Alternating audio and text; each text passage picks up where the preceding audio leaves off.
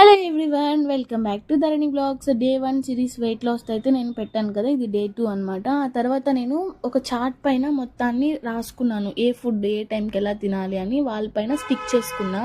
But అయినా సరే నేను ఫాలో అవ్వలేకపోయాను బికాస్ ఆఫ్ బాగా 75 kgsకి వచ్చేసిన లేజీ అయిపోయింది అనమాట. స్కిన్ కూడా చాలా థిక్గా అయిపోయింది అనమాట. ఆ టైంలో వాక్ చేయడానికి కూడా చాలా ఇబ్బంది నాకు అప్పుడు.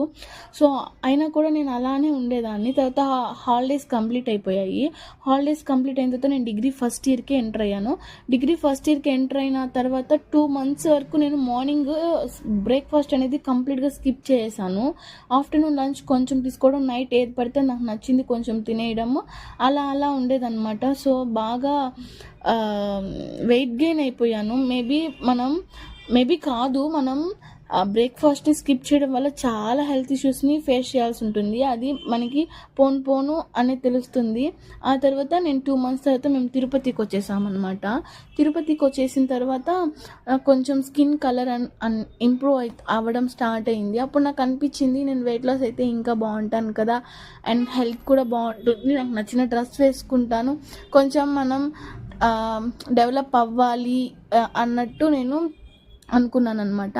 అనుకొని వెయిట్ లాస్ జర్నీని స్టార్ట్ చేశాను. కావాల్సినటువంటి తెచ్చుకున్నాను యూట్యూబ్లో అలా చూసి. ఆ తర్వాత నాండీ బ్లాగ్స్ అనేసి ఒక ఆమె ట్రెండ్ అవుతా ఉన్నింది. ఆమె మొత్తం నా లైఫ్ స్టైల్ లాగే ఉంటుందన్నమాట, తన లైఫ్ స్టైల్ కూడా సిమిలర్గా. సో అప్పుడు ఆమె నేను ఫాలో అవ్వడం మొదలు పెట్టేశాను. ఆమె హెల్దీ ఫుడ్ మీద ఎక్కువ కాన్సన్ట్రేట్ చేస్తుంది. నేను కూడా ఆమె ఏమైతే తెచ్చుకునేదో అవి మరుసటి రోజు నేను వెళ్ళి తెచ్చుకొని నేను అలా చేసేదాన్ని అనమాట.